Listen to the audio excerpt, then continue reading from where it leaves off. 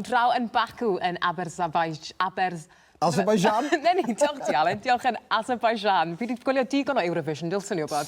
Mae cynhadledd newid hinsawdd y cynhedloedd yn digwydd ar hyn o bryd. A mae'n gyfle i bron pob gwlad yn y byd ddod at ei gilydd i drafod y camau i helpu gyda'r argyfwng hinsawdd.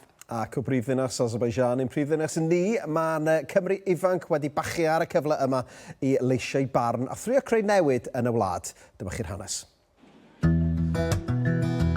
Small nations, big voices is what today is all about. Dyn ni yma yn dyml heddwch yng Nghaerdydd. Dyn ni wedi gwahodd byti 150 o ddisgyblion o byti 15 ysgol o dros 10 Gymru gyfan mwyn i ni Cymru fach wneud gwahaniaeth mawr gobeithio dros y byd i gyd. Heddi ni wedi bod yn wneud gweithgareddau am datgwyd wigo ac yr amgylchedd. Mae dyn ni ymwelwyr pwysig wedi dod o genedl o Wampus sydd yn yr Amazon Peru. Maen nhw'n dod i trafod eu stori nhw gyda pobl ifanc heddi mwyn i'r pobl ifanc ystyried beth allan nhw wneud gyda lles ein blaned ni. Wnaethon ni dysgu llawer am olau palmwydd a sut mae'r hwnna'n effeithio ôl troed ni. A wnaethon ni wneud gweithio beth oeddwn ni'n meddwl oedd yr achosion pam roedden nhw'n ffermio gymaint o olew palmwydd.